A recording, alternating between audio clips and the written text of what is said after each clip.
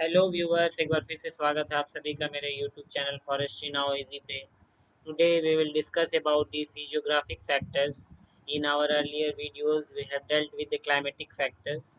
So in this video we'll deal with the physiographic factors that comes under locality factors. But video शुरू करने से पहले आज हम बात करेंगे कि हम लोगों ने किस किस टॉपिक को कवर अप कर लिया अभी तक, जो कि जो हमारा ये जो लेक्चर चल रहा है ये आपको जो हमारा एग्ज़ाम है JPSC assistant conservator of forest plus जो फॉरेस्ट रेंजर है, इन दोनों के मेंस में आपका जो ऑप्शनल है फॉरेस्ट्री ऑप्शनल, इसके लिए काफ़ी बेनिफिशियल होगा, है ना।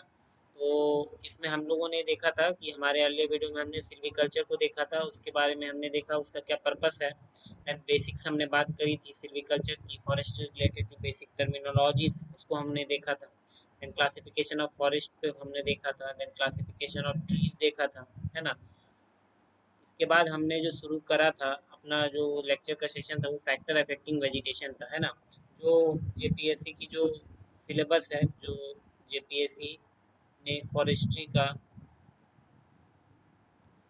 का जो सिलेबस दे रखा है मेंस के लिए, है ना। तो उसमें पहले आपका जो टॉपिक है वो टॉपिक ही है फैक्टर्स अफेक्टिंग वेजिटेशन, है ना। इसमें जो क्लाइमेटिक फैक्टर्स है उन सभी फैक्टर्स को हमने डिस्कस कर लिया था, जिसमें कि क्या क्या था हमारा।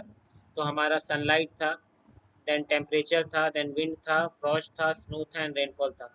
इन सभी के ऊपर हमारी सीरीज जो है वो आ चुकी है। तो जो लोग इस चैनल पे नए हैं, इस वीडियो को पहली बार देख रहे हैं, वो आप जाकर उस वीडियोस को आप देख सकते हो, है ना।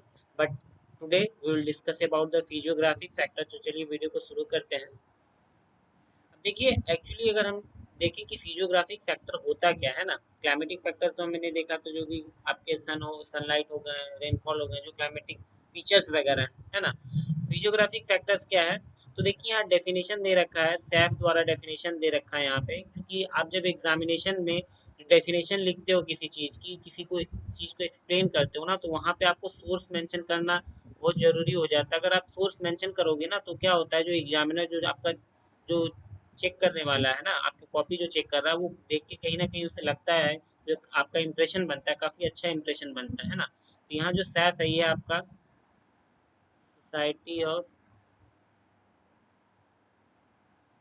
अमेरिकन फॉरेस्टर्स, ठीक है।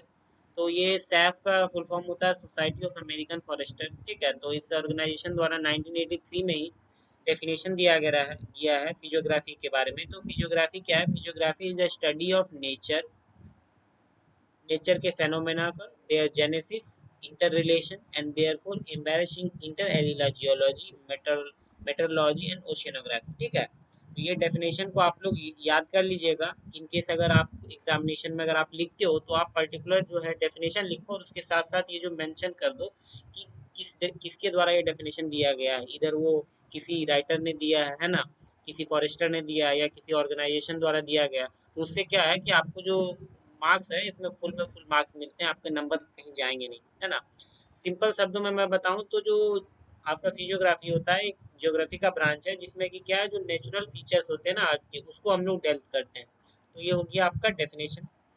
अब हम क्लासिफिकेशन की बात करते हैं। जो फिजियोग्राफिक फैक्टर्स है इसको हम लोग चार पार्ट में डिवाइड करते हैं। एक तो ground physiography, ground configuration, then आपका एल्टीट्यूड या एलिवेशन, स्लोप और टोपोग्राफी, एस्पेक्ट और एक्सपोजर, ठीक है। अब इन चारों के बारे में हम लोग इस वीडियो में एक एक करके देखते हैं। देखिए, सबसे पहले ग्राउंड कॉन्फ़िगरेशन। ग्राउंड कॉन्फ़िगरेशन जो है कि आप मान के चलो जो आपका ग्राउंड है वो कैसा है। इधर वो आपका कि पठारी है, प्लेटू है, ठीक है, प्लेटू एरिया है, या फिर माउंटेन एरिया है, या फिर आपका वैली एरिया है ना।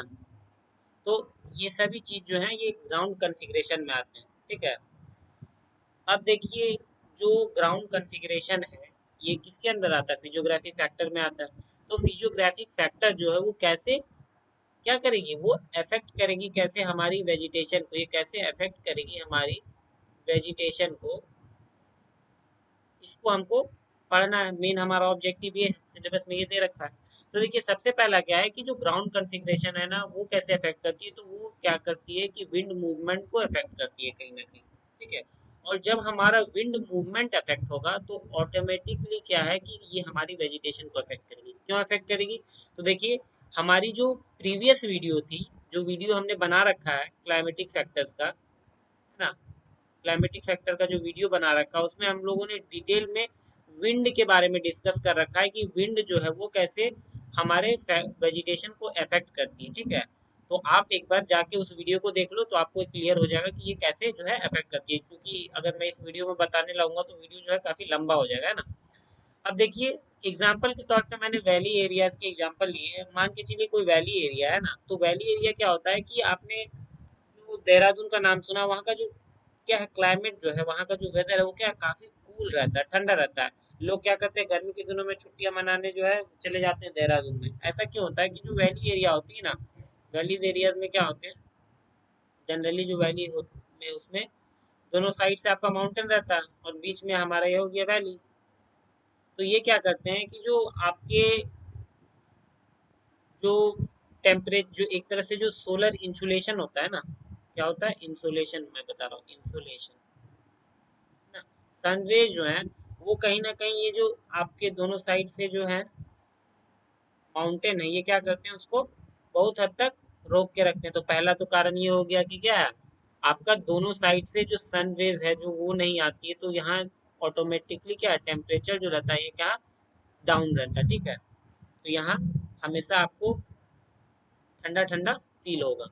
इसके बाद क्या है, जैसे देखिए मैंने बताया ये क्या करते हैं, जो आपका सनलाइट है उसको क्या करते हैं, ब्लॉक करते हैं, सनलाइट को ब्लॉक करके रखते हैं। यहाँ पे जो आपका एयर होगा ना, एयर जो होता है ये काफी ज्यादा कूल हो जाता है इसीलिए, है ना।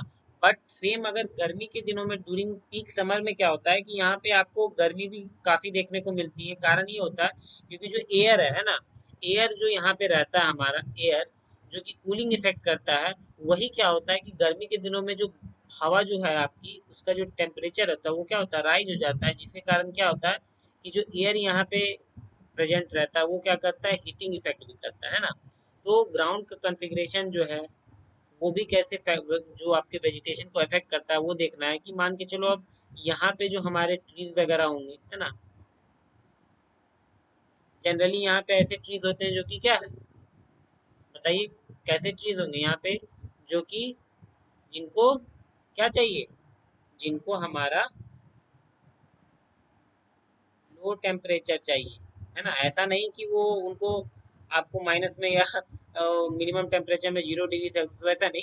As compare to plain areas, है ना, इनको कैसा चाहिए टेम्परेचर, इनको टेम्परेचर लो चाहिए, ठीक है। अब मान के चलो हम लोग जैसे जैसे साउथ की ओर मूव करते हैं, हमारे साउथ इंडिया में मूव करते हैं, साउथ इंडिया की तरफ, तो यहाँ पे क्या है, ट्रीज वगैरह जो है इनको क्या है, इनको जो टेम्परेचर चाहिए, क्या टेम्परेचर थोड़ी हाई चाहिए, ह्यूमिडिटी हाई चाहिए, है ना।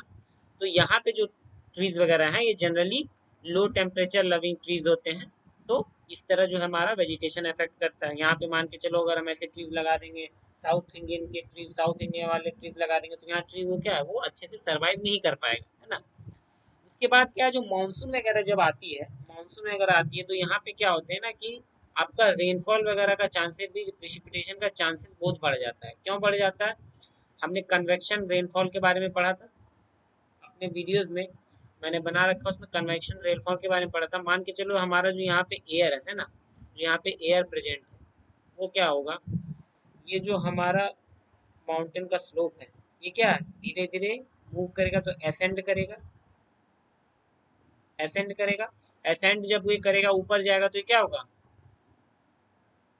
कंडेंस करेगा। कंडेंस करने के बाद ये क्या फॉर्म करेगा, क्लाउड फॉर्मेशन करेगा। क्लाउड फॉर्मेशन करने के बाद ये क्या यहाँ पे प्रिसिपिटेशन करवाएगा। तो जो है यहाँ प्रिसिपिटेशन के चांसेस भी बढ़ जाते हैं। प्रिसिपिटेशन ज़्यादा हो तो क्या है, वेजिटेशन खुद पे खुद ज़्यादा हो, है ना। तो ये सभी कुछ फैक्टर्स हैं जिस तरह से हमारा वेजिटेशन इफेक्ट होता है। और साइंटिफिकली भी ये देखा गया है कि जो आपका माउंटेन वगैरह जो एरिया होता है वहाँ पे जो ह्यूमिडिटी होती है वो as compare to plain areas में ज़्यादा होती है, ठीक है। तो ये हमारे ग्राउंड ग्राउंड कॉन्फ़िगरेशन के बारे में थी। अब नेक्स्ट है, ये देखिए हमारा नेक्स्ट है हमारा एल्टीट्यूड और एलिवेशन, ठीक है। एल्टीट्यूड और एलिवेशन क्या है कि जनरली हम जो सी लेवल के सरफेस से जो हाइट होता है किसी प्लेस का, तो उससे हम लोग एल्टीट्यूड से रिप्रेजेंट करते हैं। मान के चलिए किसी प्लेस की एल्टीट्यूड देखना है, एलिवेशन देखना है, तो जनरली हम इसको रिप्रेजेंट करते हैं the height from place of a place from the sea level, ठीक है। इसको मेजर करने के लिए आप बहुत बार देखे होंगे कि एवर मीन सी लेवल ऐसा मेंशन कर रखा हुआ होता है ना। तो अब देखिए ये जो इसका इफेक्ट है ये कैसे वेजिटेशन को इफेक्ट करता है। तो सबसे पहले क्या है कि एल्टीट्यूड और एलिवेशन जो होता है वो क्या करता है, वहाँ के इंसोलेशन को, वहाँ के टेम्परेचर को और प्रेसिपिटेशन को, मैं बात कर रहा हूँ यार लोकेलिटी की, ठीक है, लोकेलिटी की, या फिर आप इसको साइट भी कह सकते हो, ठीक है। साइट और लोकेलिटी किसको कहता है, कैसे डिफाइन करते हैं, हमारे अर्लियर वीडियो में इसमें हमने बात कर रखी है ना। तो इंसोलेशन को, टेम्परेचर को, प्रेसिपिटेशन को अफेक्ट करता है कौन, एलिवेशन और एल्टीट्यूड। इंसोलेशन क्या होता है, जो सन रेज जो आती हैं हमारी किसी पर्टिकुलर एरिया पे जो पड़ती हैं, तो उसको हम लोग इंसोलेशन बोलते हैं ना। तो इंसुलेशन देखिए क्या होता है कि जैसे जैसे आप एलिवेशन, हाई एलिवेशन पे जाओगे तो इंसुलेशन जो है हमारा बढ़ेगा, ठीक है। जैसे जैसे मान के चलो ये माउंटेन एरिया, अब जैसे जैसे ऊपर बढ़ोगे ना, तो यहाँ पे क्या होता है, इंसुलेशन बढ़ते जाता है। क्यों बढ़ता है, मैं आपको ये बता रहा हूँ कि जैसे जैसे आप लेवल जो है सरफेस लेवल से ऊपर जाओगे, तो क्या है ना कि आपको ऊपर जैसे आप जाओगे तो यहाँ पे जो एयर है और यहाँ ऊपर में जो एयर आपको मिलेगा, वो ऊपर का एयर जो है वो ज़्यादा क्लियर होता है ना। वहाँ डस्ट पार्टिकल्स वगैरह उतने ज़्यादा नहीं होते हैं, फ्री फ्रॉम क्या होता है वो डस्ट पार्टिकल, ठीक है। तो डस्ट पार्टिकल जो होता है वो आपका कम होता है अपर लेयर में, है ना। इस कारण क्या होता है कि जो सनरेज होती हैं, जो सोलर रेडिएशन है, जो इंसोलेशन है ना, जो इंसोलेशन है, सोलर रेडिएशन है, वो क्या होता है वहाँ पे ज़्यादा होता है, ठीक है। और यहाँ पे देखिए ये मैंने एक टेबल के माध्यम से भी आपको बताया है। ये देखिए एल्टीट्यूड इन मीटर दिया हुआ और यहाँ पे रेडिएशन है, इंसोलेशन है ना। तो ये देखिए 100 मीटर पे इंसोलेशन जो है हमारा ये कितना है, 0.8 कैलोरी पर सेंटीमीटर स्क्वायर पर मिनट दिया हुआ है ना। उसी तरह 500 मीटर्स पे ये 1.2 हो जाता है, 1500 मीटर्स पे इसकी वैल्यू 1.4 है, एंड 400 मीटर 4000 मीटर पे ये क्या है, 1.6 हो गया, ठीक है। तो जैसे जैसे एल्टीट्यूड बढ़ रहा है, एलिवेशन ऊपर जा रहा है, हम लोग एलिवेट कर रहे हैं जैसे जैसे, तो क्या है जो आप देख रहे हो कि जो रेडिएशन है, जो इंसोलेशन है, वो क्या इंक्रीज करते जा रहा है, ठीक है। और एग्जाम में भी आप क्या कर सकते हो, ये टेबल ड्रॉ कर सकते हो, है ना। और बस आप सोर्स वहाँ मेंशन कर देना कि सोर्स डेटा बाय खन्ना, ठीक है। ये एल एस खन्ना, फॉरेस्ट्री के फील्ड में इनका काफ़ी ज़्यादा नाम है ना। इन्होंने theory and practice of silviculture book भी पब्लिश कर रखा है अपना, है ना। तो अब चलिए आगे हम देखते हैं, एलिवेशन हमने देख लिया। इसके बाद क्या है देखिए, ये जो हमने देखा था इंसुलेशन कैसे अफेक्ट करता है एल्टीट्यूड, एलिवेशन, जैसे जैसे ऊपर जाओगे तो क्या इंसुलेशन बढ़ेगा, है ना। अब टेम्परेचर की बात करें, तो जैसे जैसे आप क्या करोगे, टेम्परेचर में क्या होता है, जैसे जैसे आप ऊपर जाते जाओगे, सरफेस से ऊपर जाओगे, तो क्या है ना, टेम्परेचर धीरे धीरे जनरली जो डिक्रीज होता है ना, डिक्रीज होता है। मैंने बता रखा है कि जैसे जैसे आप ऊपर जाओगे, हर 250 मीटर पे आपको क्या होता है, 1 डिग्री सेल्सियस जो क्या होता है वो डिक्रीज होता है। जैसे जैसे आप ऊपर जाओगे, जैसे अर्थ का सरफेस है, उससे आप जैसे जैसे ऊपर मूव ऑन करोगे, तो हर एक 250 मीटर पे क्या होता है कि 1 डिग्री सेल्सियस जो वो क्या होता है, फॉल होता है टेम्परेचर में। ये कब तक होता है, ये अप टू आपका 1500 मीटर तक ये देखने को मिलता है, ठीक है। 1500 मीटर तक आप जाओगे तो जैसे जैसे आप 250 मीटर ऊपर जाओगे, 1 डिग्री सेल्सियस जो है आपका वो टेम्परेचर डाउन हो जाएगा। लेकिन ये 1500 मीटर तक ही होता है। इसके बाद अगर आप 1500 मीटर से और ऊपर जाओगे, तो जैसे जैसे आप 100 मीटर मूव ऑन करोगे, तो आपका 1 डिग्री सेल्सियस वो डाउन हो जाएगा, ठीक है। पहले 250 मीटर ऊपर जाना पड़ रहा था, अब यहाँ क्या होता है, 100 मीटर ही ऊपर आप जाओगे, आपको 1 डिग्री सेल्सियस डाउन मिल जाएगा टेम्परेचर, है ना। तो टेम्परेचर भी हो गया। एग्जाम्पल के तौर पे आप ये देख लो कि जो शिमला है और लुधियाना है, दोनों के जो लोकेशन है ये सेम सेम लैटिट्यूड पे सिचुएटेड है। बट जो क्या है, शिमला जो है वो ज़्यादा ठंडा है as compare to Ludhiana. Reason क्या है कि जो शिमला है वो क्या है, वो उसकी एलिवेशन एल्टीट्यूड उसकी हाई है एज कम्पेयर टू लुधियाना, ठीक है। अब हम बात करते हैं प्रिसिपिटेशन की। तो प्रिसिपिटेशन में यहाँ क्या होता है कि जैसे जैसे आप जो ऊपर जाओगे, मूव ऑन करोगे, एलिवेशन पे जाओगे, तो धीरे धीरे क्या होता है ना कि जो वहाँ पे जो हमारा वाटर वेपर है, जो वाटर वेपर प्रेजेंट है, वो भी धीरे धीरे कम होते जाता है। जैसे मैं आपको यहाँ ड्रॉ करके बता रहा हूँ, ये हाइट इन मीटर्स आप ले लो, ये मान के चलो आपका यहाँ 2000 मीटर है और यहाँ 4000 मीटर है, ठीक है। अब क्या होता है कि हमारे जो एटमॉस्फेयर में जितने वाटर वेपर्स प्रेजेंट हैं, उसका 1/2 जो होता है, वो आपको 2000 मीटर के अंदर, आपको 2000 मीटर के नीचे वो आपको मिल जाएगा। लेकिन आप जो 2000 मीटर से 4000 मीटर पे जाओगे, तो यहाँ पे वो आपको क्या होगा, अगर ये मैं पूरी की बात करूँ, है ना, तो ये 3/4 होता है, ठीक है। अगर 0 मीटर से 4000 मीटर की बात करें, तो वहाँ 3/4 होता है, और यहाँ पे आपका 1 बाय आधा, यहीं पे ये आधा आपको यहीं पे मिल जाएगा, है ना, यहाँ पे आपको। तो ये जो हमको देखना है कि जो हमारा एलिवेशन जैसे हम ऊपर जाएंगे, तो मैक्सिमम चांस जो हमें जो रेनफॉल वगैरह का होने का चांस रहता है, ये आपका, ये देखो मैं बता रहा हूँ, जो हमारे माउंटेन्स वगैरह होते हैं, जो आपके माउंटेन्स वगैरह हैं, जनरली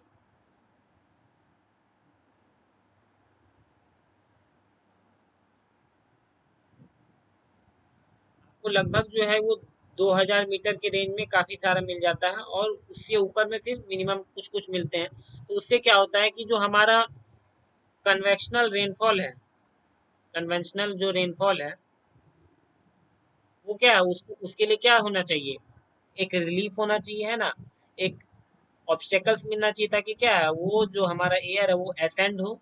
एसेंड होने के कारण फिर क्या होगा, कंडेंस होगा, और कंडेंस होने के बाद वो रेनफॉल कराएगा। तो मैक्सिमम जो आपका होता है, वो आपको जो मिनिमम हाइट होती है, जो थोड़ी 2000 मीटर के आसपास में हाइट में, आपको वो देखने को मिलेगा कि ज़्यादा रेनफॉल होता है as compare to upper elevation. ठीक है, ज़्यादा एलिवेशन पे आप चले जाओगे, तो वहाँ रेनफॉल जो थोड़ा कम होता है एज कम्पेयर टू नीचे से, है ना। इसलिए यहाँ देखिए, साउदर्न एस्पेक्ट जो है हिमालयाज का, वो ज़्यादा प्रिसिपिटेशन रिसीव करता है as compare to northern aspect, ठीक है। इसके बाद हम बात करते हैं स्लोप और टोपोग्राफी की। तो जनरली जो है कि यहाँ पे हम जनरली जो है, यहाँ देखा गया है कि जो साउदर्न स्लोप होते हैं ना, वो ज़्यादा रिसीव करते हैं इंसोलेशन, ठीक है। यहाँ जो इंसोलेशन, ये जो है, ये जो फैक्टर है, यहाँ पे देखिए, जो ये हमने बात करी थी अभी टेम्परेचर, प्रिसिपिटेशन और इंसोलेशन की, तो कहीं ना कहीं जो आपका प्रिसिपिटेशन है, इंसोलेशन है और टेम्परेचर है, ये तीनों क्या करते हैं, डायरेक्टली किसी भी एरिया की वेजिटेशन को अफेक्ट करते हैं, ठीक है। तो इससे हम लोग ये कह सकते हैं कि जो हमारा फिजियोग्राफिक जो फीचर्स है, वो कैसे अफेक्ट करता है वेजिटेशन को। मान के चलिए टेम्परेचर कहीं बहुत ज़्यादा हाई है ना, तो वहाँ पे क्या है, ऐसे प्लांट्स वगैरह जो सरवाइव कर पाएंगे, जो कि क्या है, टेम्परेचर को टॉलरेट कर पाते हैं। मान के चलिए किन्हीं को ठंडा टेम्परेचर पसंद होता है, किन्हीं को क्या है कि काफ़ी वार्म टेम्परेचर पसंद आता है ना। तो उस हिसाब से वेजिटेशन का डिस्ट्रीब्यूशन होगा। प्रिसिपिटेशन की बात करें, तो जहाँ प्रिसिपिटेशन अच्छा है, तो वहाँ क्या है, आपको लस ग्रीन वेजिटेशन मिलेगा, है ना। मान के चलिए जहाँ प्रिसिपिटेशन कम है, तो वहाँ कुछ ऐसे ट्रीज आपको मिलेंगे जो कि जिनका एडेप्टेशन वो है कि क्या है, आपको जो कटीले पेड़ पौधे मिलेंगे। रेगिस्तान को आप देख लीजिए, है ना, वहाँ प्रेसिपिटेशन कम है, तो क्या वहाँ के जो ट्रीज वगैरह है, अपने लीव्स को मॉडिफाई कर रखे हैं उन्होंने स्पाइंस वगैरह में, है ना। तो ये सभी फैक्टर्स हैं, डिटरमाइन करते हैं। उसी तरह जो हमारा स्लोप है, वो डिटरमाइन कैसे करता है कि वहाँ पे आप देखोगे इंसोलेशन, है ना, इंसोलेशन मैटर करता है। जनरली ऐसा देखा गया, जो साउदर्न स्लोप्स है, वो ज़्यादा इंसोलेशन रिसीव करते हैं एज कम्पेयर टू नॉर्दर्न, ठीक है। ये ऑल ओवर मैं आपको जनरल बात बता रहा हूँ, जनरल बात बता रहा हूँ।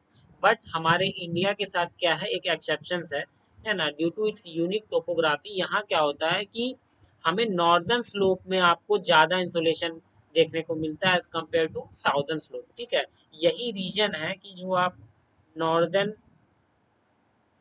स्लोप में देखोगे तो वहां पे आपको अच्छा खासा वेजिटेशन मिलेगा, है ना, एज कंपेयर टू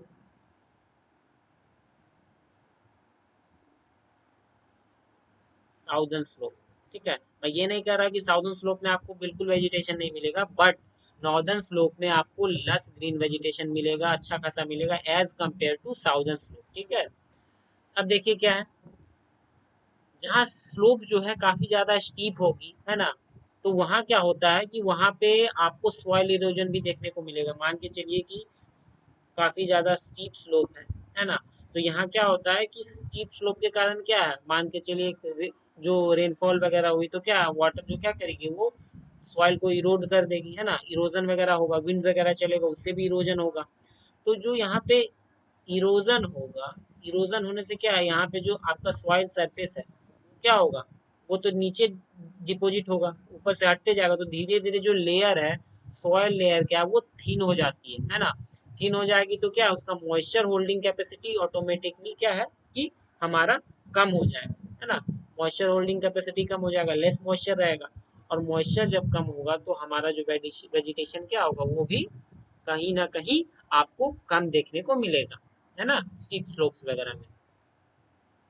इसके बाद हम एस्पेक्ट की बात करें, एक्सपोजर की बात करें, तो एस्पेक्ट क्या है कि जनरली जिस डायरेक्शन जो है, the direction toward which slope faces, ठीक है, जिस डायरेक्शन में आपको स्लोप का फेसेस रहता है, सो होता है, उसको हम लोग जनरली एक्सपोजर बोलते हैं। ठीक है, और एक्सपेक्ट एस्पेक्ट क्या होता है, the relation of a site to weather condition particular sun and the wind. ठीक है, किसी भी साइट की वेदर कंडीशन को एस्पेक्ट कहेंगे, बट स्पेशली जो है वो सन और विंड के रिलेटेड होना चाहिए वेदर कंडीशन। इट मीन्स कि अगर मान लीजिए सन है तो यहाँ पे क्या हो जाएगा, हमारा इंसोलेशन हो जाएगा, है ना, रेडिएशन हो जाएगा, है ना। विंड की बात करें तो यहाँ विंड स्पीड है, विंड मूवमेंट है, वो सभी हो जाएगा यहाँ पे, है ना। अब देखिए क्या है कि यहाँ पे क्या होता है, सदर्न एस्पेक्ट जो होता है, जो हमारा एस्पेक्ट बोल रहे हैं, सदर्न एस्पेक्ट जो है वो मोर रेडिएशन रिसीव करता है as compare to northern aspect. But अगर हम ईस्ट और वेस्ट की बात करें तो वहाँ पे दोनों में ही ऑलमोस्ट आपको जो रेडिएशन होता है वो सिमिलर होता है। नॉर्दर्न एस्पेक्ट एस्पेक्ट की बात करें तो नॉर्दर्न एस्पेक्ट जो होता है वो इन चारों एस्पेक्ट में सबसे ज़्यादा ठंडा होता है। साउथ एस्पेक्ट की बात करें तो यहाँ पे टेम्परेचर डिफरेंस जो है वो ना के बराबर होता है, जीरो के बराबर होता है। उसके बाद ईस्टर्न एस्पेक्ट की बात करें तो यहाँ पे आपको क्या देखने को मिलेगा, जो मॉर्निंग सन रेज होती है वो उसका जो ड्यूरेशन होता है लॉन्गर होता है एज कम्पेयर टू आफ्टरनून। ठीक है, क्योंकि हम लोग जानते हैं जो जो राइज होता है, सन हमारा राइज होता है वो ईस्ट में ही राइज होता है, तो ये जो है मॉर्निंग सनरेज जो है ये आपको ज्यादा देखने को मिलता है एज कम्पेयर टू आफ्टरनून। ठीक है, वेस्टर्न एस्पेक्ट की बात करें तो यहाँ पे रेडिएशन की जो वैल्यू होती है वो मैक्सिमम अटेंड करती है जब वहाँ का जो एयर है वो क्या होता है, वार्म अप हो जाता है ना। बट रेडिएशन हाई होने से वहाँ पे ऐसा कोई इशू नहीं आता है कि जो प्लांट्स वगैरह टिश्यू को डैमेज करे। ठीक है, इसके बाद हमारा आता है टर्म माइक्रो क्लाइमेट। देखिए अभी तक ने हमने जो पढ़ा, हम लोगों ने जो पढ़ा माइक्रो क्लाइमेट, हम लोगों ने अभी तक जो लोकेलिटी फैक्टर्स पढ़ी,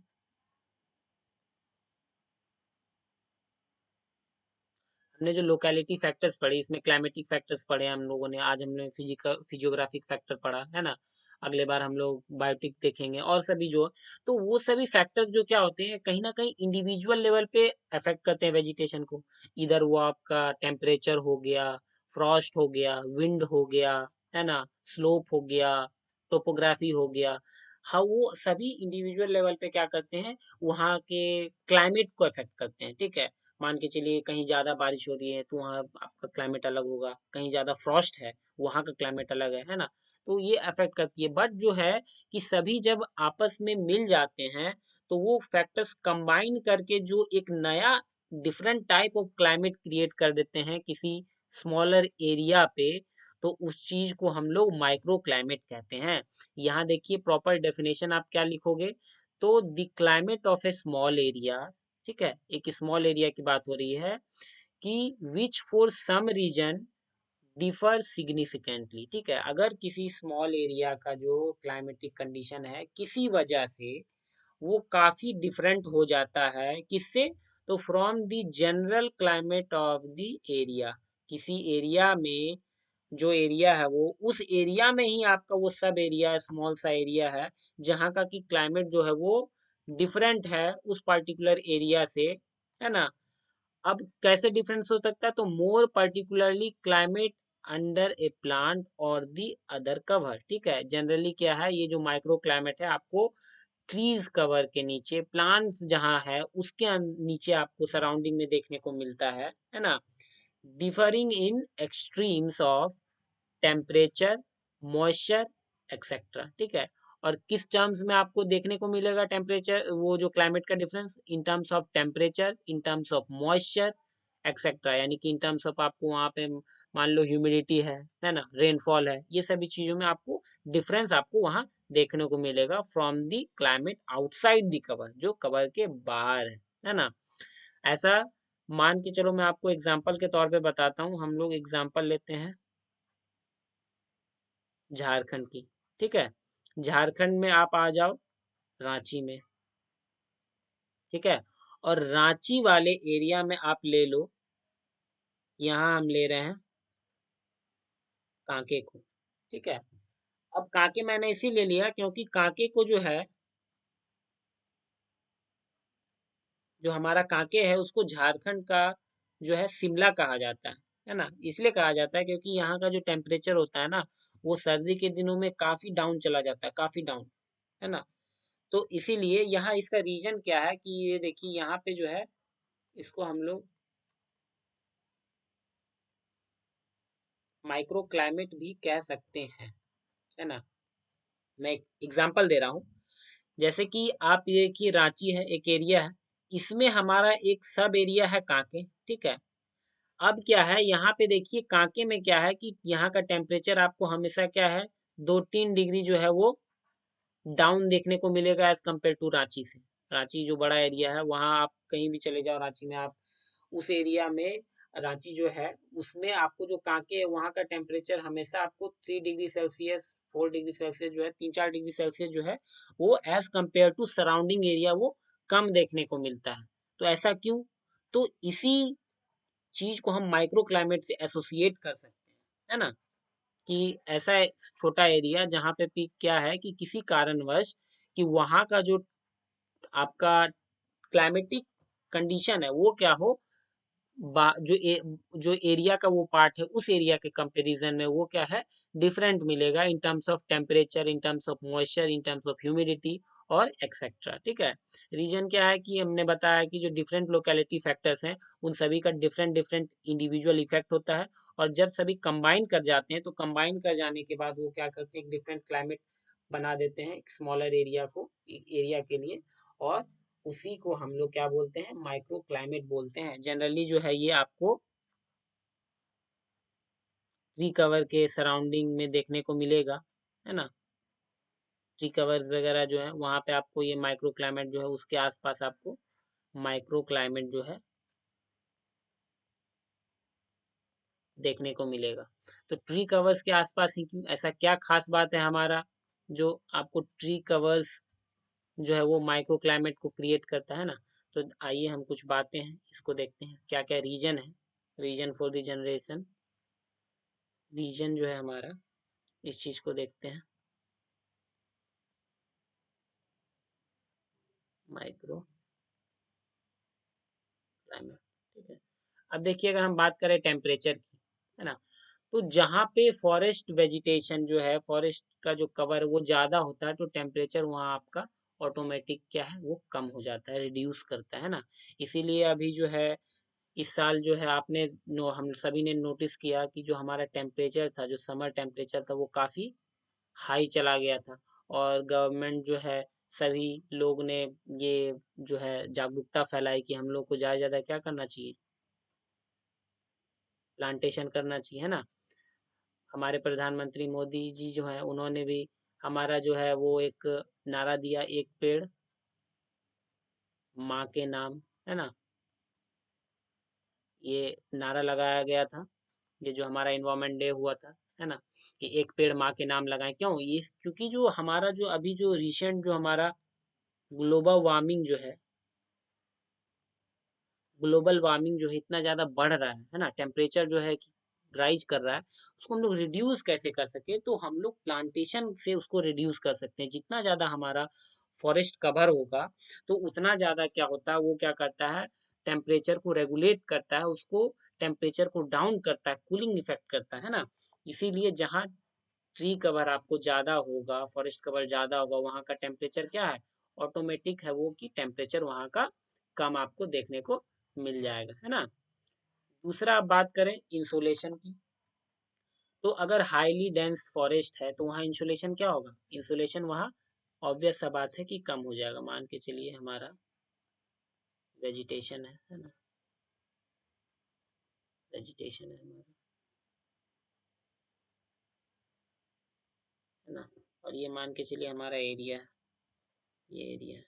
अब मान के चलिए जो सन है, अब मान के चलिए इस साइड से जो सनरेज वगैरह आएंगी, तो क्या है, ये क्या है, इस एरिया में जो यहाँ जो सनलाइट पहुंचना चाहिए, है ना, ऐसा तो नहीं है कि सनलाइट बिल्कुल नहीं पहुंचेगा, पहुंचेगा, बट जो सनलाइट जो है उसका जो इंसुलेशन है, जो उसका रेट है, जो इंटेंसिटी है, वो क्या होगा, वो कम हो जाएगा, है ना, वो जो है वो आपका कम देखने को मिलेगा। उसी तरह जो विंड की हम बात करें, तो जो विंड की जो हार्मफुल इफेक्ट्स है, विंड जो है, विंड के जो हार्मफुल इफेक्ट्स हैं, हार्मफुल इफेक्ट्स क्या क्या क्या है, पहला तो देखिए कि सॉइल इरोजन, इरोजन है ना, पहला। दूसरा क्या है, ये क्या करता है, अपरूटिंग ऑफ ट्रीज, है ना, अपरूटिंग ऑफ ट्रीज है। इसके अलावा और भी कई सारे हैं। मेरी जो वीडियोस है, जो सीरीज है, विंड वाली सीरीज है, उसमें आप देख लोगे तो उसमें आपको समझ में आ जाएगा। इन सभी चीजों को क्या करता है, वो रिड्यूस करता है। जो ट्रीज वगैरह होंगे, कवर रहेंगे, तो क्या है, जो विंड का स्पीड है उसको क्या करता है, विंड स्पीड को क्या करता है, वो रिड्यूस करता है। तो जो हार्मफुल इफेक्ट्स वगैरह हैं, जो वो भी क्या होता है, आपका रिड्यूस हो जाता है ना। इसके बाद अलावा हम बात करें रेनफॉल की, तो जहाँ पे आपको फॉरेस्ट कवर ज्यादा मिलेगा, वहां पे क्या है कि आपका रेनफॉल भी जो होता है, रेनफॉल क्या होता है, ज्यादा होता है। रेनफॉल ज्यादा क्यों होता है, उसका रीजन क्या है ना, तो रीजन ये है कि यहाँ पे जो है आपका एवापो ट्रांसपीरेशन, सॉरी, इवापो ट्रांसपीरेशन, ठीक है, इवापो ट्रांसपीरेशन जो है इस एरिया में क्या होता है, ज्यादा होता है। इवापो ट्रांसपीरेशन क्या होता है, इवापो और ट्रांसपीरेशन, दो शब्द है, इससे बना है इवापो ट्रांसपीरेशन। यहाँ पे जो है आपका इवापो जो है, ये रिप्रेजेंट करता है आपको इवापोरेशन से, ठीक है, इवापोरेशन। और ट्रांसपीरेशन जो है हम लोग जानते हैं, जो हमारे जो ट्रीज के लीव्स वगैरह उससे जो ट्रांसपीरेशन की जो प्रोसेस है वो, ठीक है। तो जो यहाँ से जो हमारा क्या होता है, जो वाटर है, ये जो है ये वेपर बन के रिलीज हो जाता है लीव्स वगैरह से, प्लांट्स के लीव से, ट्रीज के लीव से। इस प्रोसेस को ही हम लोग बोलते हैं इवापो ट्रांसपीरेशन। और जितना ज्यादा इवापो ट्रांसपीरेशन होगा, तो क्या होगा, वो जो हमारा यहाँ पे वाटर है, लीव्स में प्रेजेंट रहता है, वो क्या होता है, मॉइस्चर जो है वो निकल के आपको वाटर वेपर के फॉर्म में वो आपका बाहर चला जाता है, कंडेंस होता है वो। कंडेंस होने के बाद फिर क्लाउड फॉर्मेशन होता है, और अंत में वो क्या होता है आपका प्रेसी प्रेसिपिटेशन के फॉर्म में वो क्या करता है, रेनफॉल कराता है ना। तो जहाँ वेजिटेशन ज्यादा होगा, वहां पे आपको क्या देखने को मिलेगा, वहां पे आपको ये देखने को मिलेगा कि रेनफॉल की जो वहां पे चांसेस है वो ज्यादा रहती है ना। ह्यूमिडिटी भी आपको क्या है, जहाँ पे वेजिटेशन ज्यादा है वहां पे ह्यूमिडिटी जो है आपको ज्यादा देखने को मिलेगा, है ना। इवापोरेशन क्या है, इवापोरेशन जो है वो क्या है, कि जो सॉइल मॉइस्चर है, मान के चलिए जो सॉइल वगैरह, सॉइल में जो मॉइस्चर हमारा प्रेजेंट रहता है, यहाँ पे जो है वो इवापोरेशन आपका कम होगा, है ना। यहाँ पे जो मॉइस्चर प्रेजेंट रहते हैं हमारे सॉइल वगैरह में, तो ये इवापोरेट कम होंगे, क्यों, क्योंकि जो सनलाइट वो डायरेक्ट तो इस पे पड़ नहीं रहा है। जो हमारा वेजिटेशन है, जो कवर है, उसको क्या करता है, जो ऑब्स्टेकल के तरह ये एक्ट करता है, सनरेज को डायरेक्ट नहीं पड़ने देता है। तो जो मॉइस्चर जो है सॉइल में प्रेजेंट है, तो इवापोरेशन जो रेट होता है वो कहीं ना कहीं स्लो होता है, कम होता है। है ना, ह्यूमिडिटी ज़्यादा होगा, रेनफॉल ज़्यादा होगा, है ना, विंड जो है तो इसका स्पीड कम होगा, इंसुलेशन क्या है, इंसुलेशन भी कम होगा, टेम्परेचर क्या है, टेम्परेचर भी कम होगा। ठीक है, इसके बाद देखिए ड्यू की बात करें हम, तो जहाँ वेजिटेशन ज़्यादा है वहाँ ड्यू आपको ज़्यादा देखने को मिलेगा, है ना। ड्यू जनरली क्या होता है, मैंने बताया था आपको कि जो ठंडे के मौसम में जो आप देखते होगे, आप सुबह सुबह उठते हो तो देखना कि ग्रास वेज वगैरह पे क्या ना एक ओस जैसा जो वाटर ड्रॉपलेट्स वगैरह वो आपको काफी देखने को मिलते हैं। तो जहाँ ज्यादा वेजिटेशन होगा वहाँ पे ड्यू ज्यादा होता है ना। देन लाइट, जहाँ पे ज्यादा वेजिटेशन होगा वहाँ क्या लाइट जो है वो उस एरिया में जो है क्या वहाँ लाइट जो है वो थोड़ा कम पड़ेगी। ठीक है, कवर क्रिएट कर देता है। फ्रॉस्ट, जहाँ ज़्यादा वेजिटेशन है वहाँ फ्रॉस्ट की चांसेस क्या हो जाती है, कम हो जाती है। कम इसलिए हो जाती है क्योंकि हमने पढ़ रखा है हमारे जो फ्रॉस्ट वाले वीडियो में हमने पढ़ रखा है कि फ्रॉस्ट के लिए क्या होना चाहिए। एक सेकंड में आपको बता रहा हूँ, पहले इरेज कर दूँ, है ना।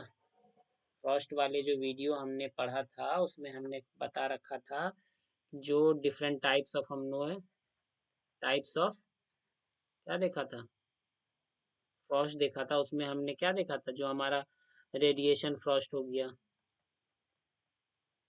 रेडिएशन फ्रॉस्ट हो गया, उसमें क्या था कि जो स्काई है वो क्लियर होना चाहिए, है ना, तब जाके क्या होता है कि फ्रॉस्ट अकर करता है। तो यहाँ पे क्या है कि हम लोग ने उसमें मेजर क्या दिया था, हम लोगों ने दिया था कि हम लोग स्मोक स्क्रीन प्रोवाइड करा देंगे, या नहीं तो शेड से शेड देते हैं, शेड से प्रोटेक्शन देते हैं।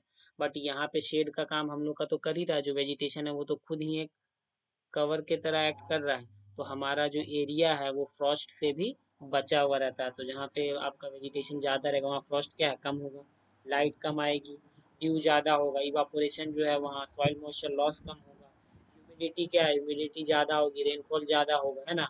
वहाँ जो विंड स्पीड है, विंड का हार्मफुल इफेक्ट्स वगैरह वो कम होगा, इंसुलेशन जो है सन रेज जो ज़्यादा पड़ती है वो थोड़ी कम होगी, टेम्परेचर जो है वो कम होगा, है ना।